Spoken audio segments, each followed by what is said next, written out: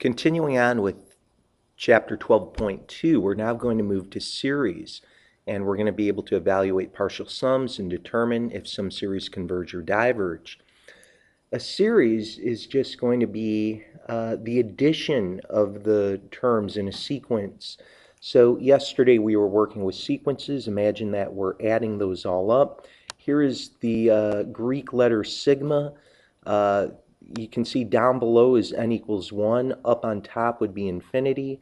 So we're going to say add up from the first term going on forever. So very often that's so frequently implied that we'll add up towards infinity that bounds may be omitted. The series that we're going to be looking at will be representing an infinite sum of numbers here. A partial sum, if we write s sub k here, we can say, what if we just added up the first k terms? You know, we can just say add up the first 100 terms or add up the first 10 terms, whatever it may be. And if we took a look at what was happening as we investigated, hey, look at the patterns as if we were adding up just the first term, the first 2 terms, the first 100 terms, and so forth. Looking at that, we can see a sequence of partial sums in that regard. So here we come to a definition. A series is convergent if its sequence of partial sums converges, and that is the limit as n goes to infinity of s sub n will arrive at some concrete number. And the limit s is that sum, so adding that up forever. If our series does not arrive at one finite sum, we would say that the series is divergent. Divergent does not necessarily mean that we are adding up to an infinite quantity, although very often it does. Let's take a look at our first example right here. I'll make this a little bit bigger too. But as we're looking at this sum from 1 to infinity of 1 over k plus 2 times k plus 3, we can say, hey, what would happen if we added up just the first term? Plug in a 1. We'd say that's 1 over, well, we'd have 1 plus 2. Over here we'd have 1 plus 3. And 1 plus 2 is 3, 1 plus 3 is 4, 3 times 4 is 12, so we'd get 1 over 12. Adding up s sub 2 means that, well, first plug in your 1. We already did that. But then we're going to add to that what we get when we plug in a 2. So when we plug in a 2, 2 plus 2 is going to be a 4. And 2 plus 3 is going to be a 5. So you pretty much know what this first quantity was. We already knew it was 1/12. 4 times 5 is 20. So the second term is 1/20th in a sequence, but of course we're going to add this up. We're going to add our first term and our second term together. And, at that point, if you'd even like to use a calculator, you certainly may. You're more than welcome to, use the fraction button for the sake of speed. We'd get 1/12, of course, plus 1 over 20. Here I didn't even hit the fraction button. You'd get this. We could say math frac. You can see we'd get 2/15. Well, if you're thinking about it, the third term, we already know what the first 2 terms add up to. They're, 2/15. Adding up the first 3 terms would say now just add on. We already know the first 2 added up to 2 over 15. Plug in a 3, you get 3 plus 2 is 5, and 3 plus 3 is 6. So it's 2 over 15 plus 1 over 30. This we can do real quickly. Common denominator of 30, double the top, 4/30ths plus 1/30th.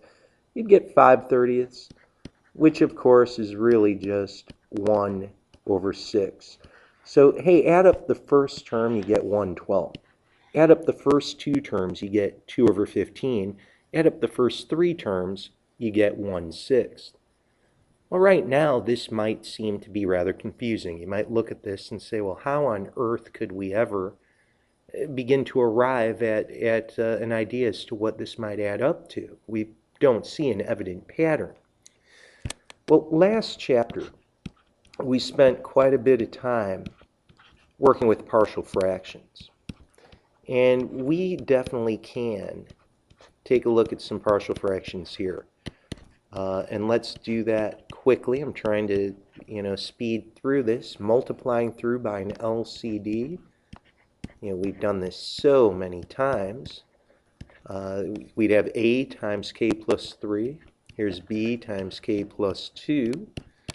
And just real quickly, we could say, hey, let's let K equal, say, -2.